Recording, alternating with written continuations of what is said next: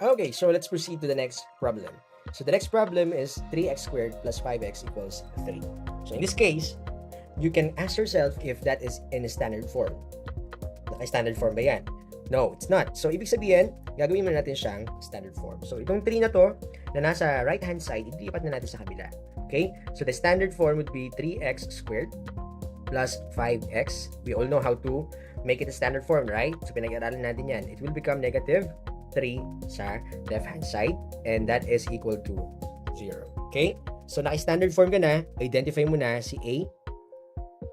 What is A? A is 3. Okay?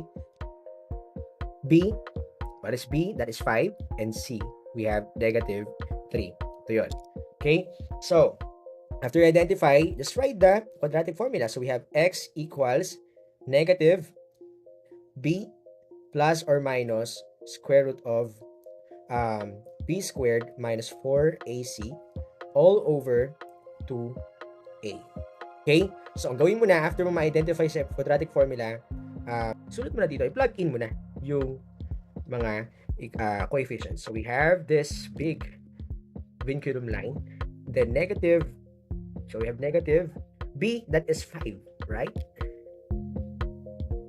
Plus or minus square root of, once again, the B is 5 as well, minus 4 times 3 times the C, which is negative 3.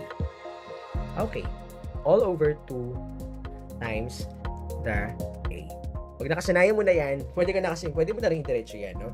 So, ngayon, kukunin ko ulit itong calculator ko to basically solve the two roots. Okay? So, what are the two roots na hinahanap po dito? Okay? So, punta muna ako doon sa calculator ko. Okay, there you go. So, this is the calculator. Allow me to clear them up. So, we have this particular equation. Lagyan mo tayong fraction symbol dito. And then negative times yung B natin, which is 5. Lagyan natin 5 dyan. So, gamitin mo natin yung plus sign. Square root of the quantity of 5 squared minus 4 times 3 times negative 3. Okay? So, tapos ka na sa taas. Baba ka naman. So, we have 2 times A, which is yung 3. And there you go.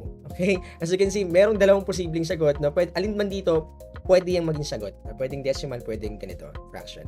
Okay, so sulat ko lang yung ating nakuhang roots. Yan, may fraction kasi dito, square root of 61 minus 5 over 6. May mga pagkakataon na ang ginagawa ninyo, sinusulat nyo yung baliktad. Like, sige, sinusulat niyo yung negative 5, tapos may plus kang square root of 61. Kita nyo ba? 61 yan, ha? Over 6. Pwede ba yung ganyan, Sir Ice? Opo, pwede po yan. Okay? So, alin man dito, sa dalawang yan, pinagbaliktad nyo lang naman yan, basta yung sign ay hindi magbabago, pwede rin po yun. May mga pagkakataon din sa calculator nyo, kinukuha nyo itong decimal point. So, pwede naman din yan, basta naka nearest hundreds ka. 0. Sabi dito, we have 468. Magiging 0.40. Pwedeng, sige, tatlo na lang. Gawin natin 4, 6, 8. Ayan. Okay? So, pwedeng ganyan po. Alin man sa tatlong yan, ang sagot mo, pwede kang makakuha ng tamang sagot. Okay? So, yun na po yung first root. Okay? The second root is gonna be like this. Let's check and let's change this one as minus symbol. Okay?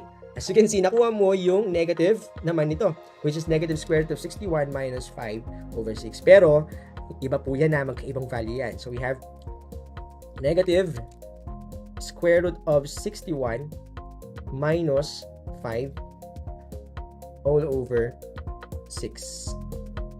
Okay? So, usually, sinusulat din yan as like yung kanina, binaliktad lang din natin. Basta wag nyo kalimutan yung sign. Okay? Magiging pwede siyang negative 5 minus square root of 61. Okay?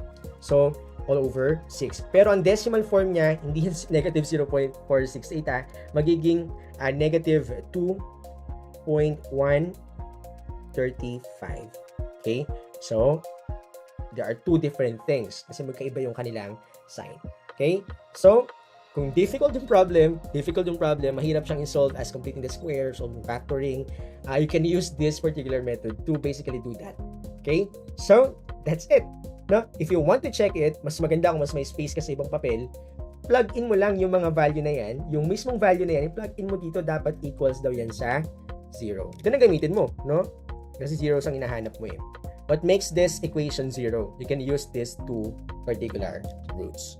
Kung yan ay tumama, nag-equal sa 0, ibig sabihin, dalawa, yung tamang sagot natin. Okay? So, I hope you get this part, and this is your turn. Okay? So, for your turn, use the quadratic formula to solve each equation. And I want you to use the particular concept na itinuro ko sa inyo previously. Okay? So, that's it.